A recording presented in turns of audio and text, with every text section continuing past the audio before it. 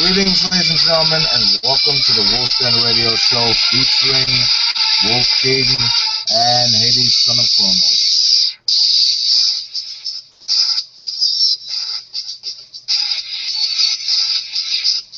Come listen and we'll listen to the news that impacts your life and the stories that go around the zeitgeist.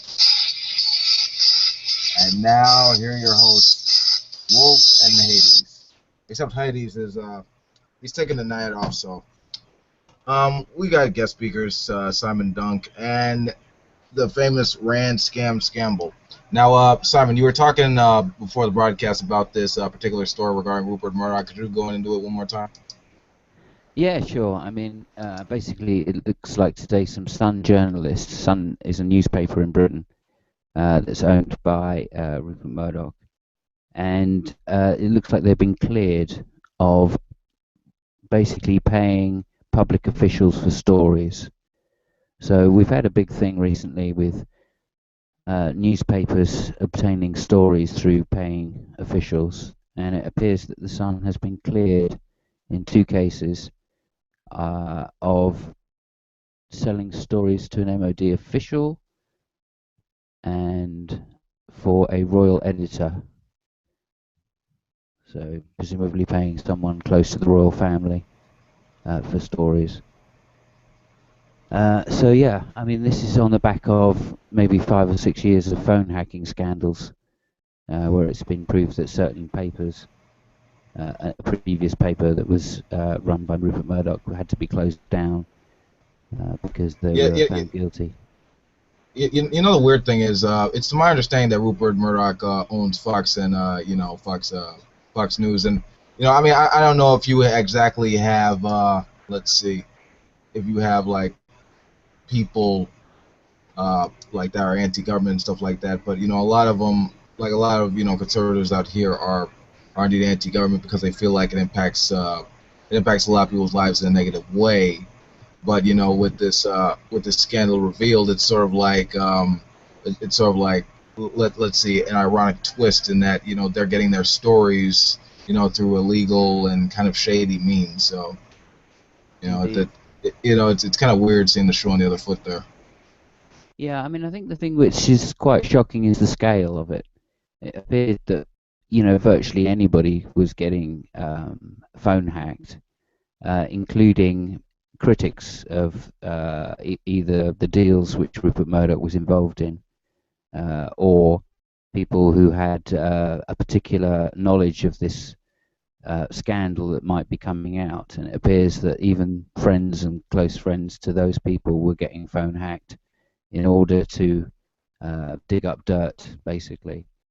So the corruption, it was known in Fleet Street for being a particularly dog-eat-dog kind of world, but it was the scale at which it turned out to be tens of thousands of people getting phone hacked on a regular basis, which really shocked. And in particular, there was one case where they phone hacked the mobile phone of a missing girl who was 13, and because somebody had picked up the messages, that led the parents to believe that the girl was still alive, when of course it turned out later that she wasn't. And because they denied this at first, obviously this led to quite a big scandal, and eventually led to the uncovering and the closing down of the paper. Yeah, and I remember you saying that your country tried to have Murdoch tried, and he was at best judged by a parliamentary court. Well, I mean, I don't think it was him personally that was tried. It was because of this scandal. Obviously, the paper had to at least come clean on some of the results, and then as people dug deeper, it turned out that lots of famous people had been phone hacked, and a lot of stories in the papers were proved to come from this source. So there was a parliamentary inquiry into this particular scandal, and of course that called then for top people from the paper to come in and give evidence, and one of them was Rupert Murdoch. So it was very interesting to hear his defence and the side that he put on it. He, of course, basically disclaimed knowledge of the events and described the people that were in charge as being honourable people. So, yeah. My kind of question would be, how does that flop over to the other side of the pond, so to speak? And if the corruption is endemic in some of his companies here, then what does that mean about the corruption levels in the journalism done in the States? I mean, honestly, if it runs that deep, then honestly, there needs to be more investigation, more questions asked, and just more purging of like, I mean, because it's nice to inquire about stuff and actually look for truth, but there's ethical means by which you could obtain that. You can't just like Yeah. try to bribe people and stuff like that, or like hack people's phones or anything like that, because that has like some serious implications on people's lives and stuff. So I hope that that's honestly corrected and reversed, and the people who were involved are brought to the highest position of law. But that being said, okay, Rand Scam, what's up, man? Hello. It's a pleasure to be here. Mm. So I remember you saying that Rand Cam put out one video saying not to subscribe to Rand Scam. Could you elaborate on that? Well, oh yes, sir. He's afraid of my truth and my wisdom. I had a couple of run-ins with him, and I pretty much got him on the ropes. He's running scared, threatening people. Going to evict them from the low-rent housing community. It's awful. It's awful. People are afraid. Yeah, you said not for people not to subscribe to your channel. Why is that? Well, because he doesn't like what I have to say, of course. I'm smarter I'm smarter than him. Better looking. He can't handle the truth. Yeah, that's the problem with most fundings there on this low income housing community apparently.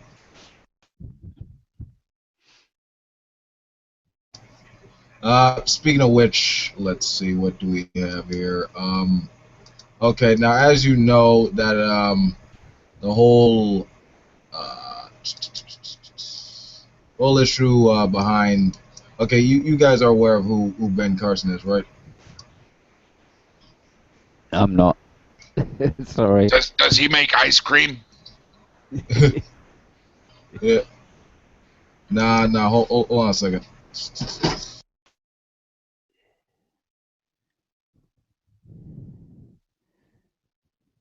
Hey, Ran, you been a boxer long, Ran?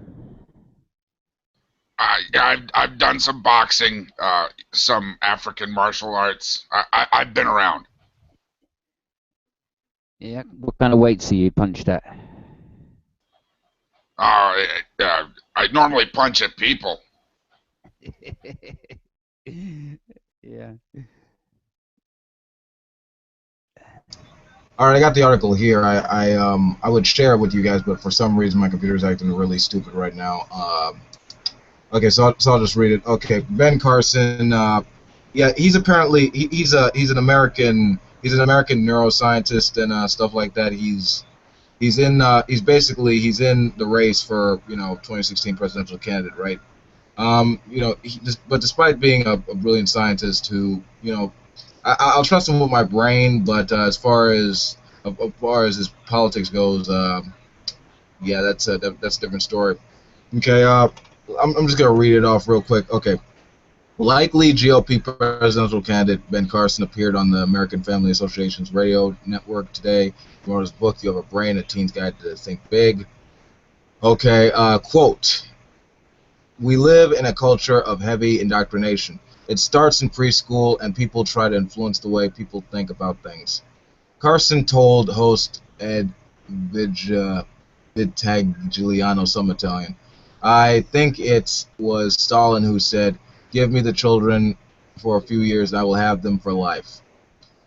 And the point being that it is relatively easy at that inflection point to indoctrinate people and to change their way of thinking for the rest of their lives. All right. Yeah. Apparently, if you educate if you educate children in pre-K, that's essentially communism. Like, what the fuck? I mean, the whole nonsensical thing behind it is it's going beyond the whole public school thing, and it's kind of taken a step further in that, now apparently preschool kids who learn about recess, sharing, Barney, and like other little kid stuff that's apparently indoctrination, because they're apparently teaching the kids to get along with others. But I just think, despite the fact that the religious right has been sort of just against just education in terms of like trying to push creationism in schools, denying climate change and stuff like that, and just various other things just on that level. I think it's kind of more or less projection at that point. But what do you guys think? Is there any indoctrination going on in preschool? Undoubtedly, there must be, because that's when children get imprinted. It's just a matter of, can it be unbiased imprinting? Is there such a thing as education without indoctrination? Yeah, exactly. Yeah. So, I mean, it's just a matter of having the basics, isn't it? Like, if you teach your kids to be... okay, so if you show your kids the way to act, then that's how they're going to act. Exactly. But let's just keep going with the article, because I just think this is interesting. Sure. I've never heard of this guy. So he's seriously a candidate, or he's a potential candidate. Oh yeah. Not about making ice cream. Well, dude, you got to look him up. He is just like, I mean, his background. I'm looking at some of shit now. His profile is like really interesting, but trust me, like he's an excellent brain doctor, but everything else, not so much. Yeah. So I he's think he would make Republican. excellent ice cream. Okay, one at a time, guys. Just hold on. Let me just keep going with this article because this is important. Okay. Okay. All right. In his 2012 book, America the Beautiful, Carson was caught plagiarizing from the website socialismsucks.net in a passage criticizing the supposed socialist indoctrination taking place in schools. Anytime you give to government the responsibility and authority to provide government-made jobs, old age financial security, free health care, and free education and indoctrination of children, it will control the lives of the people who live under its jurisdiction, and individual liberty and freedom of choice are sacrificed. Sure, there are several different brands of socialism, at least as many types as there are would-be people planners who wish to impose their plans to control the moral and economic lives of other people, but are you willing to surrender your precious liberties to a socialist state which promises security for everyone and government-enforced equality? Isn't this what Hitler and other socialists promised the German people in his Nazi platform? Country in which government guarantees security and equality in exchange for giving up individual freedom. Will Americans fall for the same scam? I just think it's interesting that he, talks about scamming people, and at the same time, he just blatantly just rips off something from some bullshit website and then tries to pass it off as his own. And even then he screws up, because just because America's economy operates on a mixed economy, that doesn't equate to him violating Godwin's law by bringing up Hitler and the Nazis. I mean, it's put in place in there so we could have so people on the societal level have things that that they require. You know, like roads, public transportation. You know, the mail industry and everything. No, yeah. The postal service and stuff like that, and at least healthcare and education that doesn't break the bank. You know, I doubt that's a terrible friggin' thing. Yeah, I mean, it seems to work in the UK in some respects. Obviously, being a small island, it's hard to sustain it. But genuinely, it's one of the few blessings that we get in this country. So I think for that aspect, it's really a necessary thing. But it seems to me this guy is taking most of these positions based on voter opportunity. Would I be wrong in saying that? I would say he's more or less playing to like that typical American conservative type thing because, you know, I gotta be honest with you. Within this country, you know, it's not just, you know, we're not just saying that the right is, you know, that they're against education. I mean, they make that very clear that they're against it because they think it's too biased and that they teach facts and stuff like that. I remember one candidate, Mike Huckabee, who's a big theocrat, who actually said he didn't want students to learn about American history because they'd realize how much of a crappy country it started out to be. Yeah. And how it progressively changed into the open society that it is now. Oh my goodness.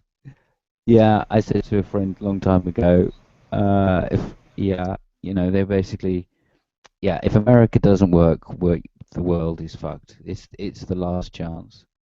That Constitution is the last throw of the dice.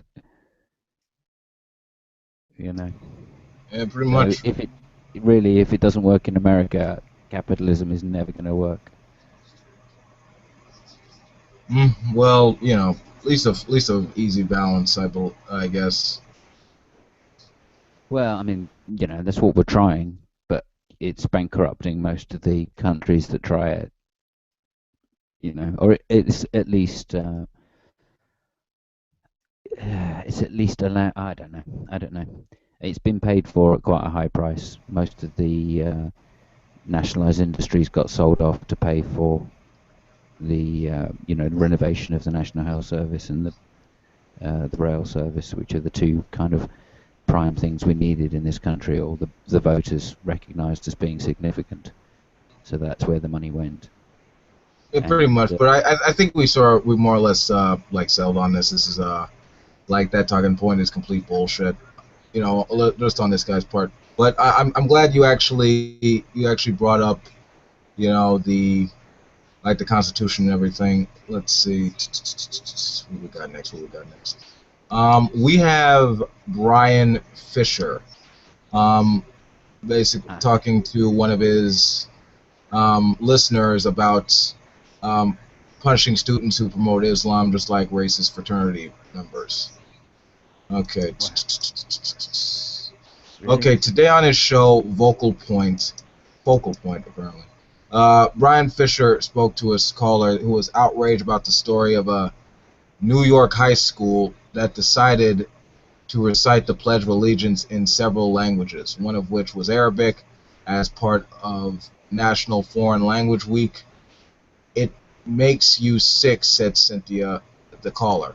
She went on to tell Fisher also our kids were kicked out of their college dorms because they were saying something, you know, maybe Obama, Eric Holder, and Al Sharpton are pushing this so much down our throats, our kids' throats, that they did this because we're sick of them. We're sick of it, but yet the Muslim students can run up in our Jewish classroom and a Christian classroom on the campus and protest, and that's okay. But our children throw our children out by midnight. I think they have 30 days to get out legally, but the Muslims run up in there. When Fisher asked for clarification, it turns out Cynthia was referring to the University of Oklahoma fraternity students who were filmed singing a racist chant about lynching niggers, apparently. Fisher told her that while he believes the fraternity students should have been disciplined, he agreed with Cynthia that others should also be disciplined for the high crime of promoting Islam. I think your point, Cynthia, is we're landing on this speech over here. Yeah, it's offensive, but what about this speech over here that promotes Islam in our school? We are offended by that. Why aren't you doing something about that? Patricia said, that's a good point, Cynthia. Okay, now, my basic response with this is that, this is just plain ignorance and bigotry.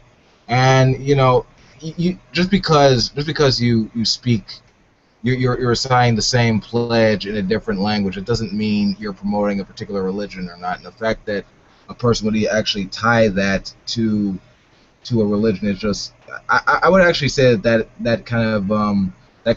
more or less invokes racism, in that this foreign culture is different than my own, therefore it's scary and evil, let's get rid of it and stuff like that, and the whole thing is just complete nonsense. It's like this is a free country. It's made up of different people from different walks of life. It's a melting pot, yada yada. And also, religion is totally irrelevant to education. Again, we have separation of church and state. That's totally irrelevant with regard to what people learn in the classroom. So all of that is just irrelevant nonsense and bullshit. And the fact that they're even bringing up this thing, I mean, it makes them no better than those students from the University in Oklahoma, and the fact that they're discriminating against people just based on a particular language barrier, regardless of what they think. But what do you guys think? I'm curious. Well, yeah, I'd like to see it around on this one, definitely. I mean, I think if they're saying the Pledge of Allegiance, then they're pledging allegiance to America, and it doesn't really matter what language it's in. I think if they're doing it in lots of languages, well, I'd just say if it's one person, clever bastard, good on him for speaking so many languages. Well, I like where you're going with that. Everybody should be saying, the Pledge of Allegiance. But we got one language in this country. People are supposed to be speaking American. If you're not going to learn the language, you should probably just get the hell out. Apparently, I mean, that's Brian Fisher's actual mindset. I remember he actually had a sounds like a wonderful man. Yeah, he actually had a video out saying that apparently bilingualism is like God's judgment on America, and honestly, I think not to give him too much of a defense, but I think he was more or less, I guess, invoking that whole Tower of Babel story, apparently. But while it's great in that context, I mean, of course, in the real world, that's just equating to just bigotry. Yeah, I mean, in Europe, well, it's quite important that you speak more than one language, and that's one of the benefits of becoming a more secular and atheist society in general, is that it opens your mind up to multilingualism.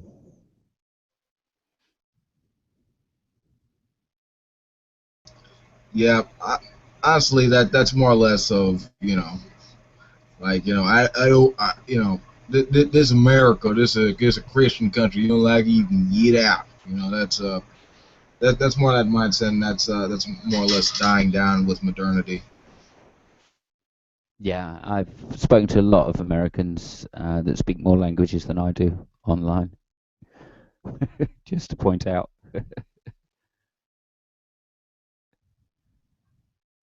Right. Yeah, I mean, honestly, I don't know where.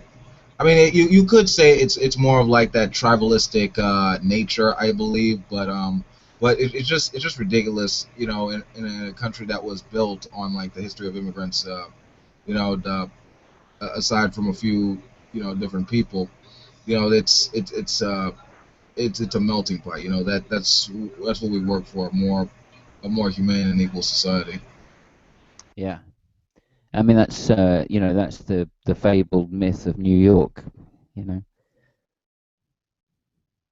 Oh yeah, especially like New York. I mean, like, what the fuck? I mean, like filled with people from different backgrounds and walks of life, of course.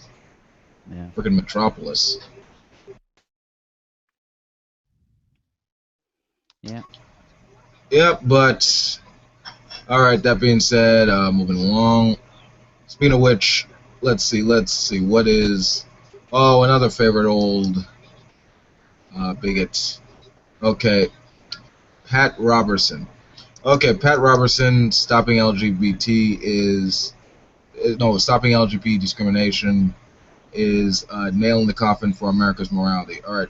Today on the 700 Club, Pat Robertson said that laws that prohibit businesses from denying service to customers on the basis of sexual orientation amount to an outrageous invasion of religious liberty and a trampling of the First Amendment of the United States Constitution.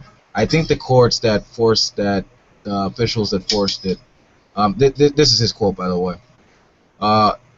The officials that forced it were dead wrong, and it's just one more nail in the coffin of the morality of this nation, Robertson said, likening such laws to prohibition. Okay, so yeah, like treating people equally, regardless of sexual orientation, is basically equivalent to, let's say, let's say denying people the right to drink. Apparently. I mean, just the ass backwards logic of that is essentially, giving people more rights and just better privileges. I mean that is the entire history of this country. I mean that's we actually we basically test we basically just tested based on the experiences of this life and just and just basically just seeing what the outcome would be if you do this or do that, like A equals B, yada yada. And as far as we understand, there's no real reason to discriminate against gay people. It's not like it's like a disease or anything. It's just a natural thing that you can't change. No different than you could change your skin tone. So, I mean, discriminating against them is just unconstitutional. It's actually been found to in the courts. So that's more or less dying down as time progresses. But what do you guys think? Curious.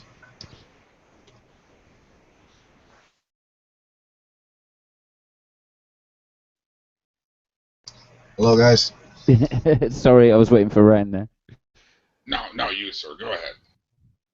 Yeah. Okay. So I mean, once somebody gets entrenched into a position, don't you just hear the same thing round and round, just like Covind and the right-wingers that bang on because they don't really have a right-wing position to hold, which is justified. And there are justified right-wing positions, of course. So, but isn't this a guy that was he involved in the Iran-Contra scandal?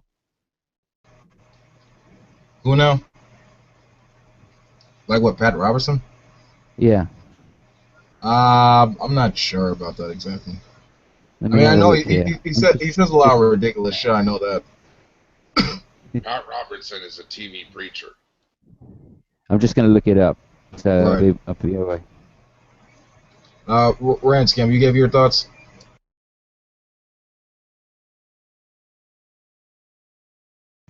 Right.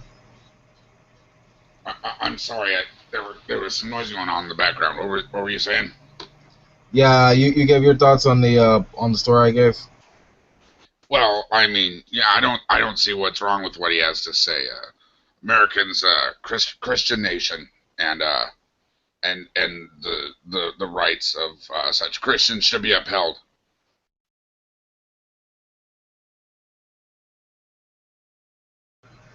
Yeah, but would you? Okay, but say if they're like running a business, wouldn't they have to comply with the word of the law? Well, who makes the law?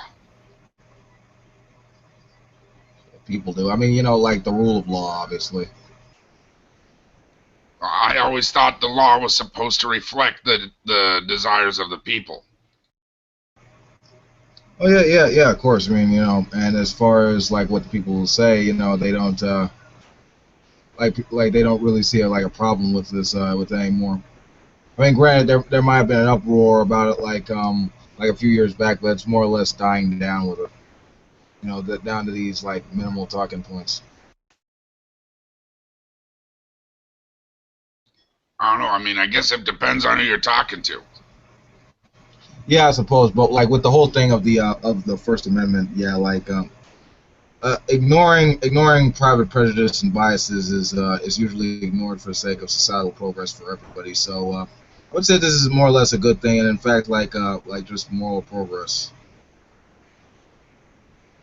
And also, I mean, it's not like not like the religious right have anything to worry about from this. It's not like they have to be forced to marry gay folks, or even dying go to heaven with gay folks because they're just separate from them completely apparently.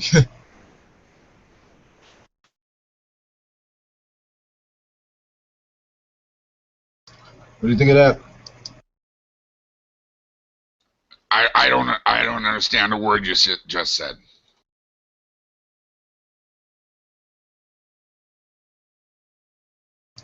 The ironic thing about that is, neither do the religious right. That's oh boy.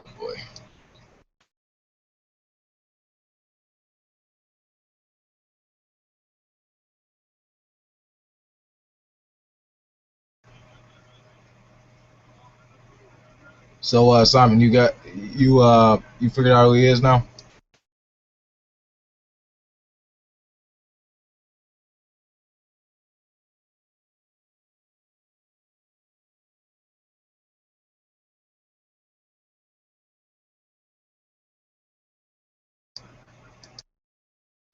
Okay, fun little story. This is I think this is probably going to be the last one. I think. This is interesting. You guys know who Will Smith is, right? Oh yeah. Illuminati member, part of the New World Order. Yeah. I actually didn't hear that one about Will. Maybe his kids, I guess. Probably in Junior Illuminati, maybe. But yeah, apparently he made a political move in that he called C-SPAN. Yeah, the old Fresh Prince of Bel-Air actually called C-SPAN for something. What did he call them?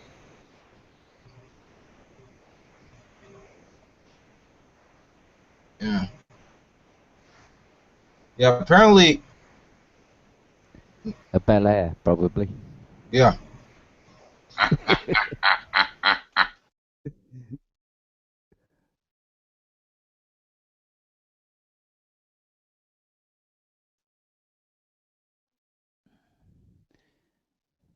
Yeah, just to go back earlier. Seems very quiet. Is it my computer? No, I think Wolf is kind of maybe a little frozen or something. No. My mic was malfunctioning. Yeah. Apparently, it was like a parody call. It was it was like it was just something about Iran or something like that. Yeah, the Fresh Prince of C-SPAN. Yeah, it was basically just a call regarding Iran negotiations and stuff like that. And he was basically along there. He was just talking about how he how he was talking about talking to a friend from Philly. So it wasn't actually him. It was just he was just doing like a parody type thing. It was kind of funny.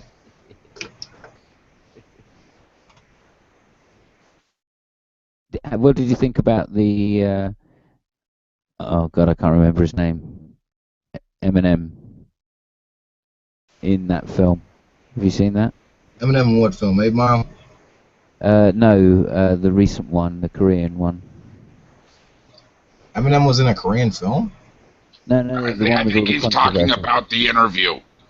That's Eminem it. had a cameo in The Interview. Shit, I never seen that. Yeah. Oh, cool, man. Watch it. It's funny. It's really a good movie. I'd highly recommend it. No, you know what pissed me off about that movie? They had a bug up their ass about it, like you're talking about killing Kim Jong Un. Maybe the North Korea might be tripping about that. It's like we're actually seriously doing it. I mean, come on. Yeah. I mean, just right. I mean, we're talking about. Oh yeah. We're so ridiculous. We're gonna send 2 comedians out to friggin' to kill a dictator. Come on, it's a joke. Yeah, Jesus. yeah. also, I mean, Team America. Yeah, I know, right? I mean, I think that you think his dad had a bug up his ass about that? I mean, and the ridiculous part is an actual bug actually came out of the character of Kim Jong Il. Like with his voice, and apparently it was an alien bug, and he took off in a rocket ship and just. I mean, that was funny. That was satire. I mean, seriously, if you can't laugh at yourself, then what the fuck? No, but long story short, they actually had like a little mini political debate about it, and it's like, it was opened in select theaters rather than every theater in America. It's like, I don't. I'm a big advocate of free speech, and if you can't, my point is this: if you can't laugh at yourself, then you got some personal issues. I mean, even if you are like a dictator of a country, I mean, seriously, lighten the fuck up. Yeah,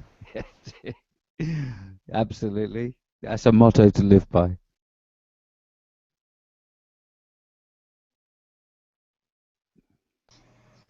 Yeah, I think I'm probably gonna check that on Netflix. Ah, boy.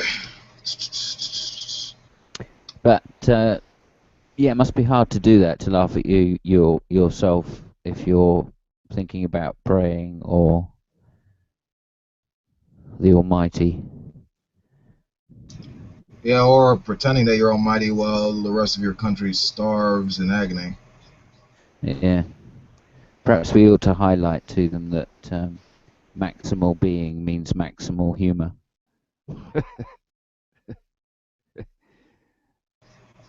I mean, that was already done systematically, but that's just going to gradually fall off. And what I'm mentioning is communism, in fact. Just the fact that it infringes on human rights, but it's either here or not there. How so?